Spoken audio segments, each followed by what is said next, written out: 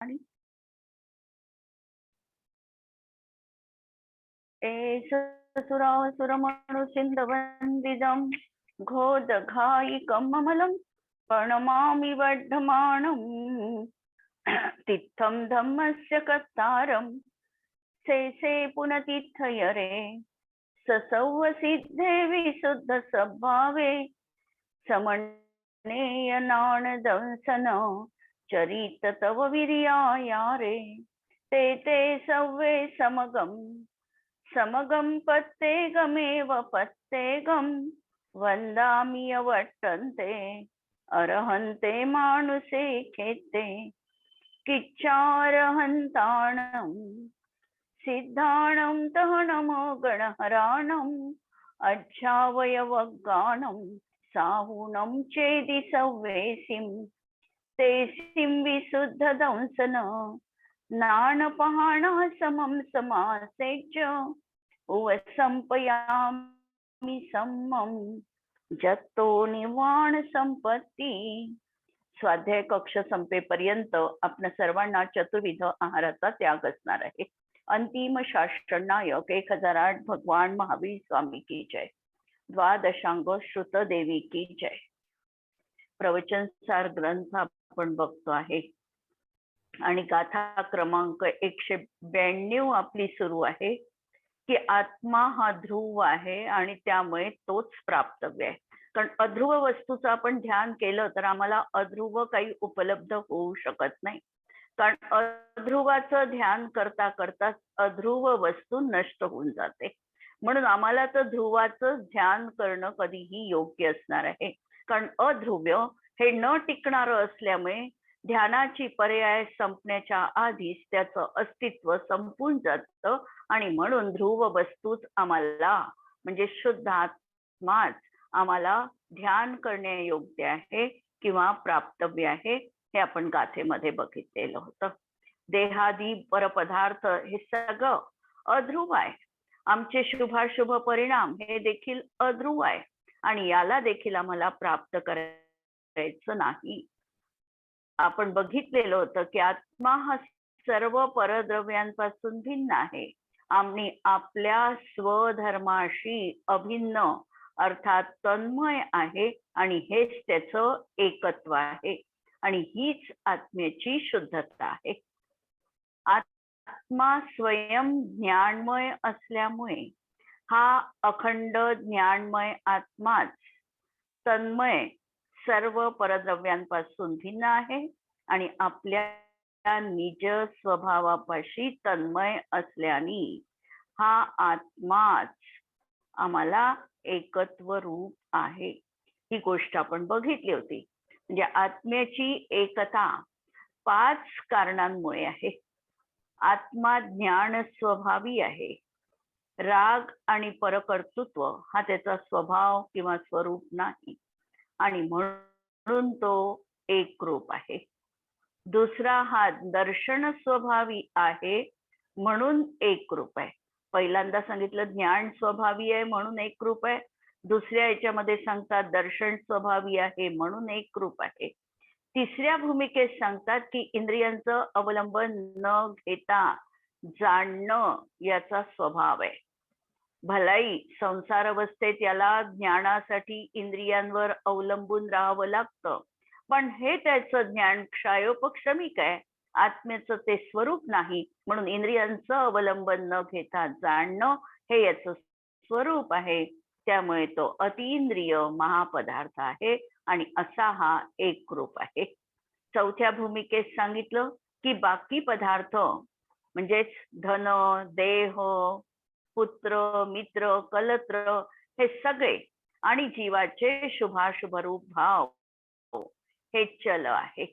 आत्मा अचल आहे म्हणून हा एक रूप आहे।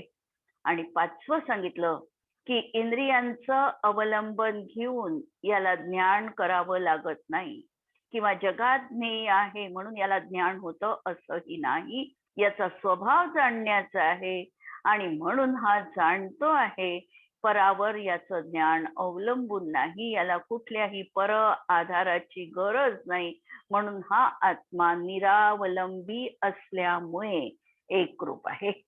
आम्ही भूमिका बघतो आहे एकरूपत्वाची. नंतर सांगितलं की प्रतिक्षणी नष्ट होणाऱ्या आणि उत्पन्न होणाऱ्या पर्यायींचं ग्रहण करणं आणि सोडणं या चंचल व्यापारापासून हा रहित आहे, म्हणून हा ज्ञेयार्थ परिणमन स्वरूप अशा प्रकारे नाही, आणि म्हणून तो ज्ञानाशी अभिन्न एकत्व रूप शुद्ध रूपाचा आहे. आणि यासाठी त्यांनी उदाहरण दिलेलं होतं की एखाद्या पथिकाच्या शरीरावर अनेक वृक्षांची सावली पडते, कारण तो गमन करत आहे आणि रस्त्यात अनेक झाडं आहे. चालत असताना एका झाडाची सावली संपून दुसऱ्या झाडाची सावली त्याच्या अंगावर पडते. अशी अनेक झाडांची वृक्षांची सावली त्याच्या अंगावर पडते, पण ती अध्रुव आहे, कारण झाडे पण वेगवेगळी आहे आणि पथिक पण गमन करणारा आहे. त्याप्रमाणे अध्रुव वस्तूंना ग्रहण करून जीवाचं कोणतंही प्रयोजन सिद्ध होत नाही. थोडक्यात शुद्धात्माच ध्रुव आहे आणि त्यामुळे त्याचाच आश्रय घेणे योग्य आहे. कर्म, शरीर, बाह्यवस्तू यांचा संयोग संबंध आहे आणि संयोग हे नेहमी बदलत असतात. कोणताही संयोग हा चिरकाल टिकत नाही. संयोगाच्या बाबतीत आम्ही देखील असा विचार करायचा आहे की जो जो संयोग आहे त्याचा त्याचा वियोग जीवनात होणार आहे. म्हणजे संयोगासोबत वियोग हा आहेच. म्हणून चिंतनामध्ये निरंतर ही भावना ठेवायची की संयोग हे वियोग धर्म आहे, शरीर हे रोग धर्म आहे, शरीर हे मृत्यू धर्म आहे, आणि माझा आत्मा मात्र ध्रुव रूपाचा अमरण म्हणजे मरण जन्म यांनी रहित आणि विलक्षण असा हा आत्मा आहे, हा ध्रुव रूप आहे. याचंच मला निरंतर चिंतन करायचं आहे. म्हणून नित्य, स्वतःसिद्ध, अकारण असा हा आत्मा जो सांगितलेला आहे, पहिली विशेषणं ठेवली त्या रूपाने आत्मा ध्रुव आहे आणि तोच आश्रय घेण्यायोग्य आहे. जीवाला कोणताही पदार्थ शरणरूप नाही.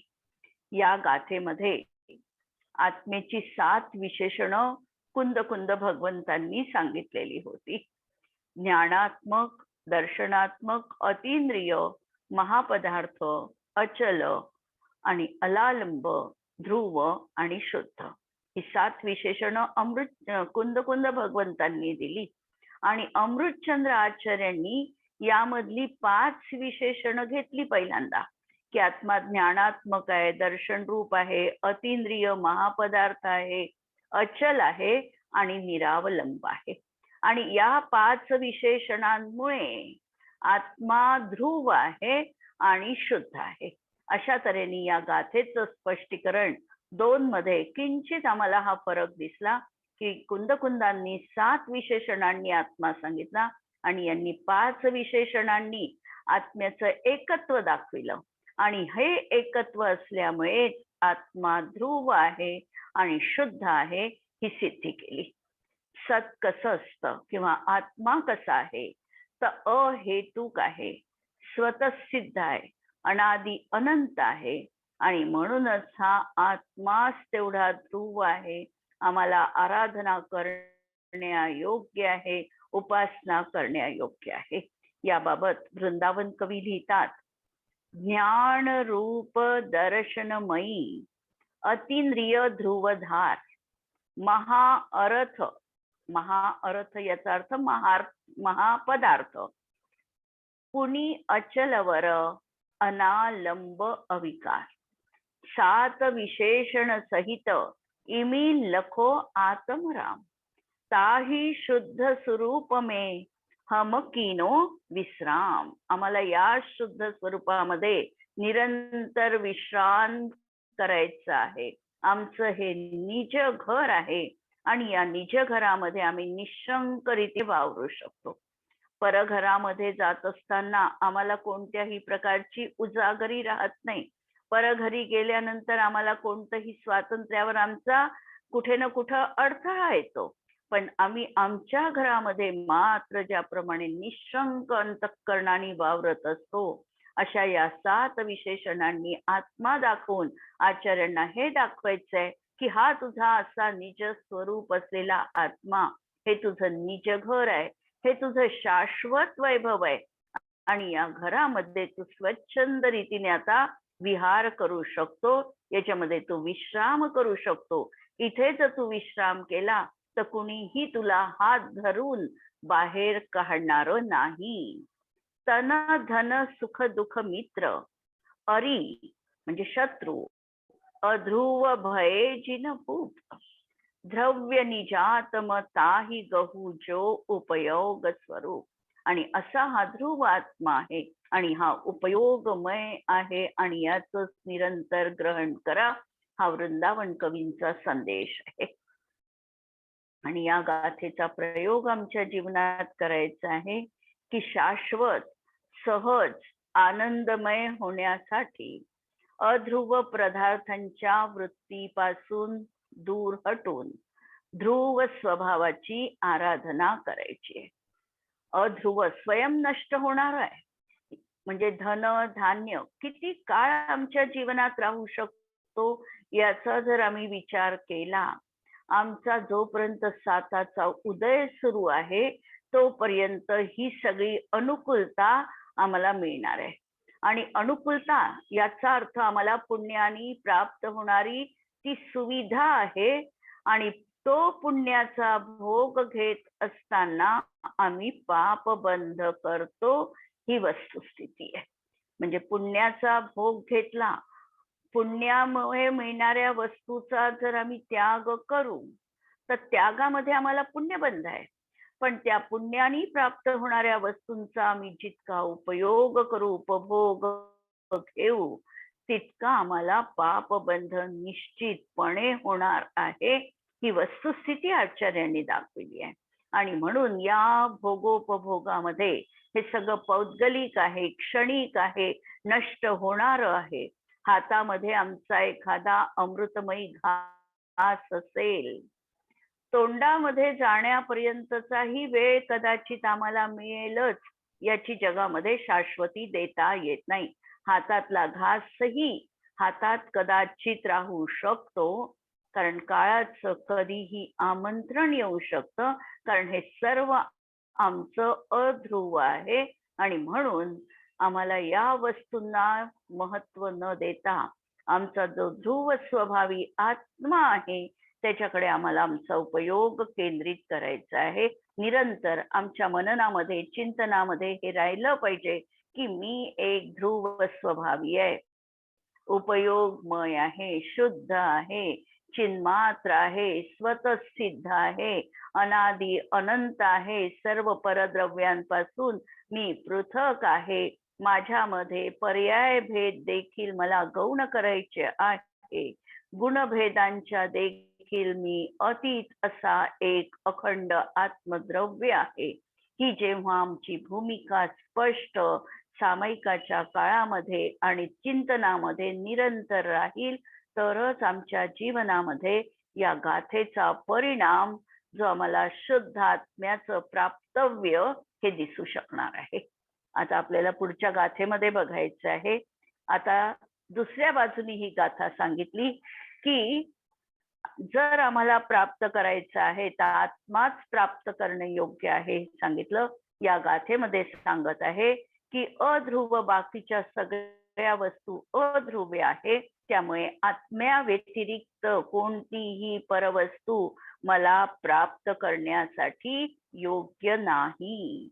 ही गोष्ट नकारात्मक पद्धतीने किंवा नास्ती रूपाने आता ही 193 नंबरची गाथा आपल्या समोर आचार्य उलगडून दाखवणार आहे. पहा गाथा 193. देहावाद विणावा सुहदुःखावाध सुत्तमित्त जना जीवस्य न संति धुवा ध्रुवो व गो ओग पगो अप्पा देहावाद विणावा सुहदुःखावाद सुत्त सत्तुमित्त जना जीवस्य न सन्ति ध्रुवा ध्रुवो व ओग पगो अप्पा. देह शरीर दविना म्हणजे द्रव्य म्हणजेच धनधान्य आदी, सुखदुःख सुख आणि दुःख, कारण सुख आणि दुःख हे देखील औपाधिक आहे. जीवाच्या पर्यायीमध्ये सुख आणि दुःख होत आहे याचं स्वसंवेदन ज्ञानाने हा जाणतो देखील आहे, किंवा आपलं सुख दुःख आपणच भोगतो पण आहे. पण सुख दुःख ही वेदनीय कर्माच्या उदयात मोहनीयाचं पाठबळ असताना होणारी एक प्रवृत्ती आहे. आणि म्हणून हे औपाधिक असल्यामुळे हे शुभ आणि अशुभ भाव देखील जीवाचे नाही, सुख दुःख देखील जीवाचं नाही. सुख सुखाच्याही क्षणी आम्ही विचार हा करायचा आहे की हे जे सुख आहे हे सुख इंद्रियजन्य सुख आहे, हे सुख तात्कालिक आहे, हे सुख मी निरंतर भोगू शकत नाही. कारण सुख देखील निरंतर भोगायला हा जीव असमर्थ आहे, याची क्षमता तेवढी असू शकत नाही. आणि सुखाच्या वेळी विचार करायचा हे सुख देखील नष्ट होणार आहे, याचा संयोग झालेला आहे आणि याचा वियोग देखील होणार आहे. सुखाच्या बाबतीत जसा आम्ही विचार करू तसाच दुःखाच्या बाबतीतही आम्हाला डळमळून न जाता विचार करायचा आहे की हे दुःख माझ्या जीवनात दिसत आहे, परंतु माझा आत्मा माझा चैतन्य स्वभाव यापासून वेगळा आहे. हे दुःख जीवनात पर्यायीमध्ये होत आहे, याच्यापासून देखील मला भेदविज्ञान करायचं आहे आणि दुःख माझ्याकडून मला सहन करायचं आहे. या दुःखाप्रती आकुलित न होता मला आत्मतत्वाचा विचार करता येतो का? कारण आत्मतत्वाच्या बलानेच दुःखावर जीवनात मात करता येते. आणि कधी कधी तर द्रौपदी सारखी किंवा कुंती सारखी एखादी स्त्री असं म्हणते की माझ्या जीवनामध्ये मला सुख नको, हे प्रभू तू दुःख दे, कारण सुखामध्ये मी तुला विसरते. पण जेव्हा दुःख जीवनात येते तेव्हा प्रभूचं स्मरण मला होतं, म्हणून मला दुःख जीवनात दे. आम्ही अशी भावना जरी केली नाही तरी दुःखामध्ये हा विचार करायचा की माझा आत्मा या सुखदुःखाच्याही अतीत आहे, मी आनंद स्वभावी आहे आणि याही समयात मी माझ्या आनंदाचं ज्ञानाचं वेदन करू शकतो. आणि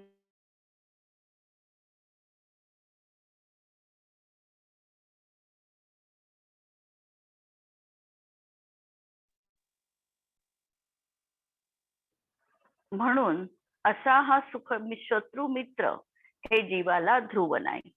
आणि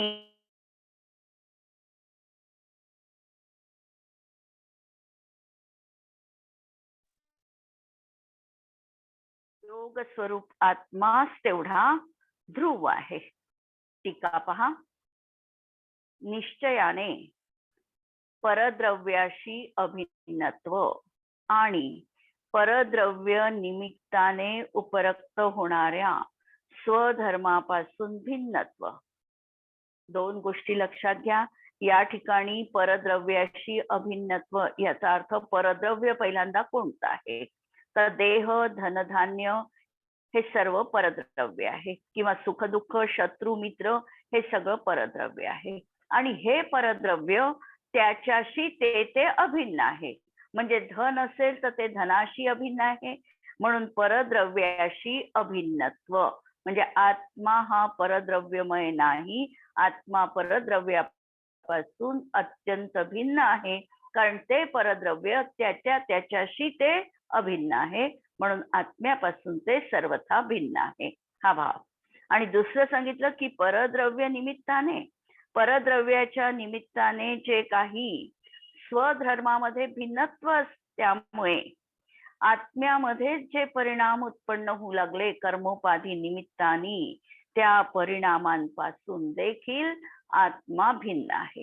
म्हणजे जे रागद्वेषादी परिणाम जीवाचे होतात आहे हे परद्रव्याच्या निमित्तामध्ये होतात आहे आणि या परद्रव्यांपासून देखील हा आत्मा भिन्न आहे.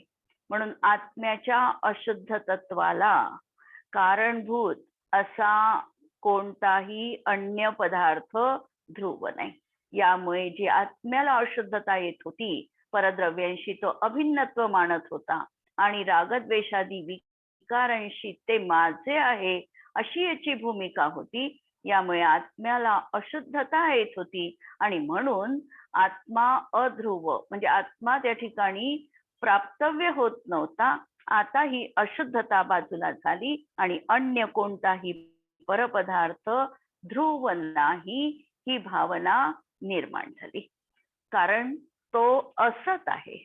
आता जे परपदार्थ आहे ते त्याच्या दृष्टीत जरी सद्रूप असले तरीही आत्म्याच्या दृष्टीतून ते असद्रूप आहे, अहेतुमान आहे. हेतुमान आहे. जी विशेषण आत्म्याची दिली होती की सत आहे, अहेतुक आहे, त्याच्या विरुद्ध ही विशेषण आता सांगितली की असत आहे, हेतुमान आहे, म्हणजे त्याला कारण आहे, परद्रव्याच्या निमित्ताचं कारण आहे. त्यामुळे तो आदि अंत युक्त आहे. तिथे सांगितलं होतं अनादि अनंत आहे. या ठिकाणी सांगतात की आदि अंत सहित आहे आणि परतच सिद्ध आहे. बाकीचे हे जगातले सगळे पदार्थ आत्म्यासाठी अशा दृष्टीने जर पाहिले तर या चार विशेषणांनी या परपदार्थामध्ये आम्ही सिद्धी करता येऊ शकते. आणि एक उपयोग स्वरूप शुद्ध आत्माच तेवढा ध्रुव आहे. म्हणूनच मी प्राप्त होण्यायोग्य असतानाही शरीर धनादिकांचा आश्रय करत नाही. आणि म्हणून या ठिकाणी सांगितलं की हे सगळे धन धान्यादी विकार वगैरे जे आहे हे मला माझ्याशी बद्ध आहे. वास्तविकतः शरीर तर अनुपचरित असद्भूत व्यवहार नयानी माझ्याशी बद्ध आहे. धनधान्यादिकामध्ये माझ्या एकत्व रूप परिणामाने उपचरित असद्भूत नयानी मी तिथेही एकत्व मांडलेलं आहे. परवस्तू ज्या आहे याच्यामध्ये देखील मी असं मला एकत्वानी त्या माझ्याशी बद्ध आहे किंवा हे माझं आहे, घर माझं आहे, धन माझं आहे, अशा प्रकारचं हे असतानाही काय सांगतात की मी याचा आश्रय करत नाही.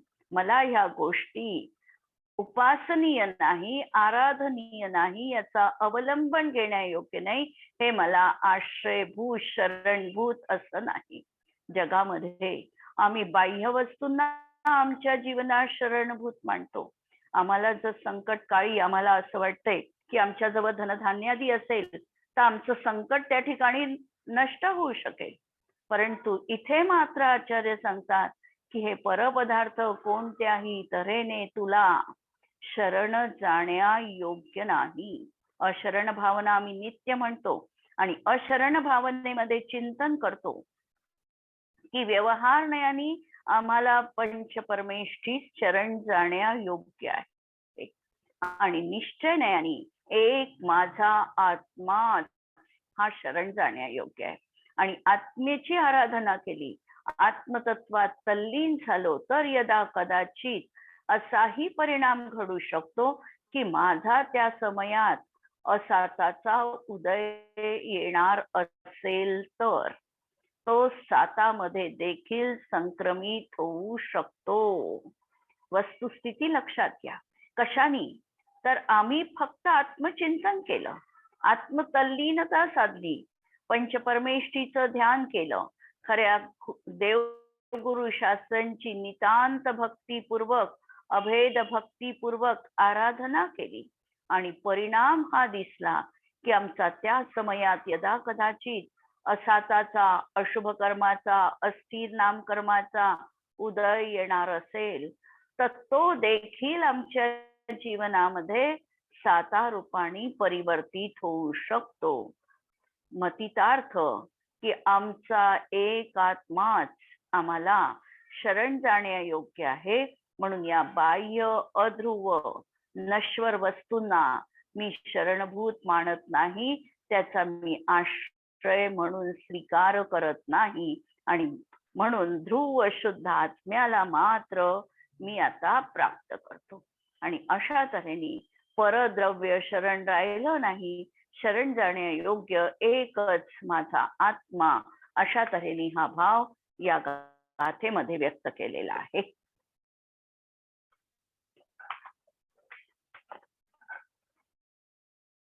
या गाथेमध्ये म्हणजे 193 नंबरच्या गाथेमध्ये अध्रुवपणामुळे आत्म्या व्यतिरिक्त अन्य कुणीही मला शरण जाण्यायोग्य नाही, प्राप्त करण्यायोग्य नाही, ही गोष्ट आचार्य स्पष्ट करत आहे. पहिल्यांदा लक्षात घ्यायचं की मी परद्रव्यांच्या परिकरामध्ये राहतो, परद्रव्यांनी मी वेढलेला आहे, परद्रव्य सतत माझ्या सोबत आहे. पण असं असताना देखील चिंतनाची दिशा कशी पाहिजे, तर मी परद्रव्यापासून अत्यंत भिन्न आहे. म्हणून कोणतेही परद्रव्य माझ्या आत्म्यासाठी ध्रुव नाही, कारण संपूर्ण परद्रव्य माझ्यासाठी असत रूप आहे. असत आहे याचा अर्थ या ठिकाणी नाही असं नाही, तेही त्याच्या अस्तित्वाने विद्यमान असणार आहे, पण माझ्या दृष्टीतून मी त्याला महत्व न दिल्यामुळे माझ्यासाठी ते असद्रूप ठरलेले आहे, अनित्य ठरलेले आहे, अविद्यमान ठरलेले आहेत. पौद्गलिक कर्मविपाकाचे निमित्त असताना, म्हणजे पूर्वबद्ध कर्माचा उदय त्याचं निमित्त असताना उत्पन्न होणारे जीवाचे विकार, यापासून देखील मी अत्यंत भिन्न आहे. नैमित्तिक परभाव मला ध्रुव नाही, ते सहेतुक आहे. सहेतुक आहे, कर्माच्या उदयात होतात आहे आणि नवीन कर्मबंधाला कारण आहे, म्हणून ते सहेतुक आहे. तिसरं, ते आदी आणि अंत सहित आहे, कारण हा जो विकार दिसतो आहे याला जरी शृंखला रूपाने बघितला तर हा अनादी वाटतो आहे, अनंत तर नाहीच आहे, कारण भव्यांच्या बाबतीत तर याचा अंत होणारच आहे, पण अनादी तर नक्कीच आहे. पण अनादी दिसत असला तरी देखील तो आदीनी सहित आहे. त्याला कुठंतरी सुरुवात दिसणार आहे. राग आला तर राग काही हा अंतकाळपर्यंत राहू शकत नाही, रागाला सुरुवातही आहे आणि अंतर्मुहूर्तात राग परिणती बदलणार पण आहे, म्हणजे त्याला अंत पण आहे आणि ते परतच सिद्ध आहे. त्याची सिद्धी करण्यासाठी दुसऱ्याची गरज भासते. उपयोगमयी शुद्ध आत्माच ध्रुव आहे, अध्रुव शरीराधिक आत्म्याशी बद्ध आहे. पण मी शरीराधिकांचा पण आश्रय घेणार नाही. देहाचा आश्रय, जडाचा आश्रय घेऊन चैतन्य तत्वाची प्राप्ती होणं नाही. जे ज्याच्या जवळ नाही ते त्याला प्राप्त कसं होणार? आणि म्हणून जर चैतन्य जीव जडाजवळ नाही, शरीराजवळ नाही, तर त्याच्या माध्यमातून चैतन्याची प्राप्ती होणं शक्य नाही, म्हणून मी त्याचा आश्रय घेणार नाही. देह माझ्या सहज आत्मतत्वापासून भिन्न आहे. नंतर इंद्रिय भोगासाठी साधन रूप असलेलं धन, हे सुद्धा माझ्यापासून भिन्न आहे. अविकारी आत्म्याच्या सहज आनंदामृतापेक्षा विपरीत सुखदुःख जीवाचा स्वभाव कसा आहे, तर जीवाचा सहज आनंदमय असा स्वभाव आहे. आणि हे अमृत त्याला जर एकदा उपलब्ध झालं किंवा या अमृताची गोडी जर त्यांनी जीवनात चाखली, म्हणजे उच्च दर्जाचं सुख जर त्याला एकदा प्राप्त झालं, आत्मिक आनंद जर त्याला अनुभूतीत आला, तर या इंद्रियजन्य सुख दुःख यांची महती जीवनामधून अर्धा नष्ट होते. कारण समजा आपण बघू शकतो की एखाद्या मुलाला जर सोन्याची खेळणी, जसं चारुदत्ताच्या उदाहरणामध्ये आपल्याला आढळतं की चारुदत्ताच्या मुलाला सोन्याची गाडी लहानपणी खेळायला दिली जात होती आणि ज्या वेळेला त्याच्यावर दुर्धर प्रसंग आला आणि त्याला सर्व राजवाडा सोडून जावं लागला, त्यावेळेला त्याला त्याच्या दाईनी मातीची खेळगाडी करून दिली. त्यावेळेला तो मातीच्या त्या खेळामध्ये रमला नाही, कारण त्याला सोनं काय असतं, सोन्याच्या वस्तू कशा असतात त्याचं ज्ञान होतं, आणि त्यामुळे त्या मातीच्या वस्तूंना त्याला अप्रूप जाणवलं नाही. त्याप्रमाणे ज्या जीवाला आत्मानुभूतीची, अतींद्रिय आनंदाची चव कळलेली आहे, किंवा अतींद्रिय आनंद किती श्रेष्ठ असतो, हा ज्याला भाव निर्माण झालेला आहे, त्याच्या जीवनामध्ये सांसारिक सुख दुःख हे महत्वपूर्ण असू शकत नाही. तो यापासून तर निरंतर उदासीन राहून मला कधी त्या अतींद्रिय सुखामध्ये रममाण होता येईल याचीच तो निश्चितपणे त्या ठिकाणी वाट बघत असतो. उदाहरणार्थ आपण बघू शकतो की 6व्या आणि 7व्या गुणस्थांवरती मुनींची अवस्था बघा. 6व्या गुणस्थानामध्ये मुनी आपल्या समाधी तंत्रातून खाली आलेले आहे, शुभाच्या भूमिकेत आलेले आहे.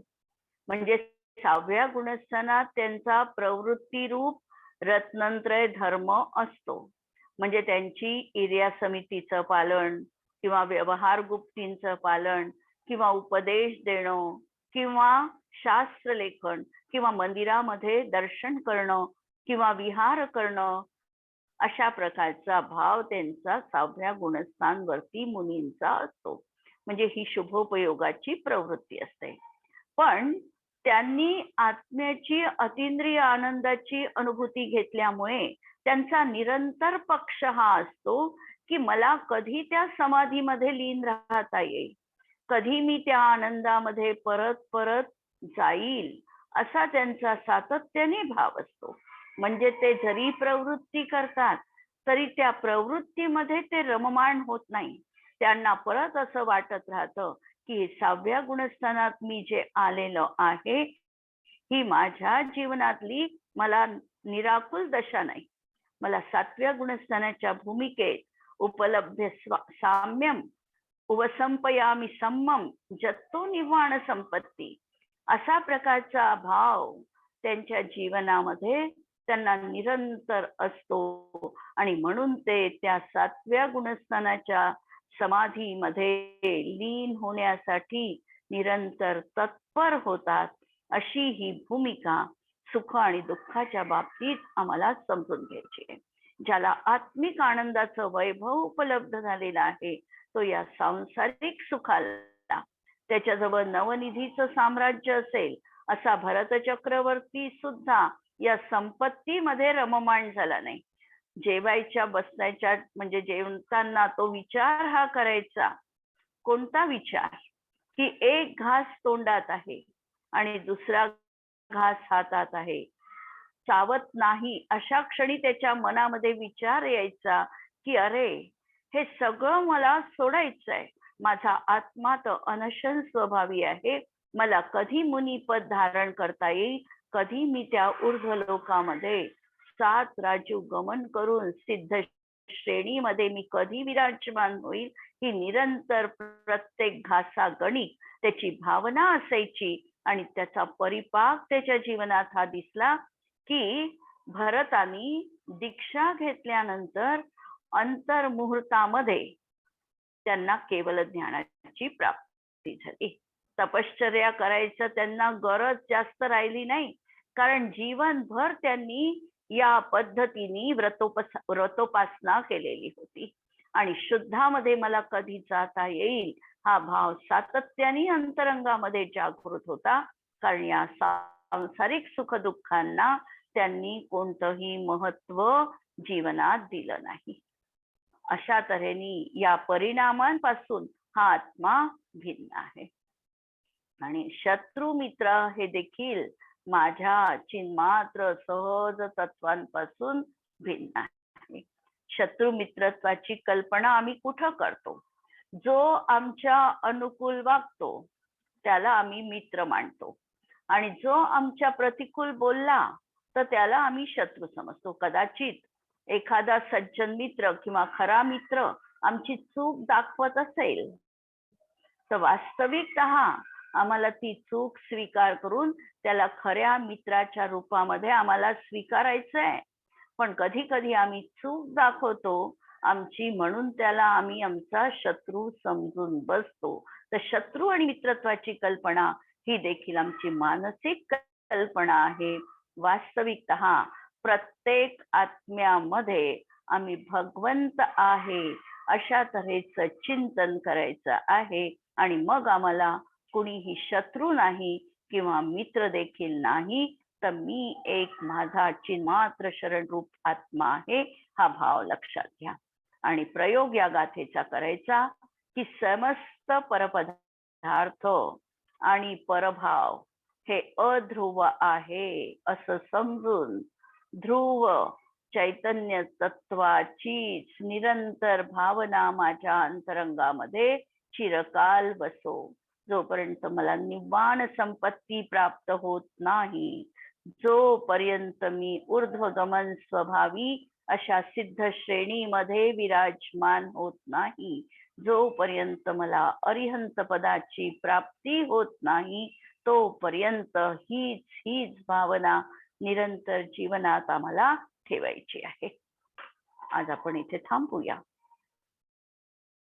जिनवाणी के ज्ञान ते सूझे लोकालोक, सो जिनवाणी मस्तक नमून सदा देत हो.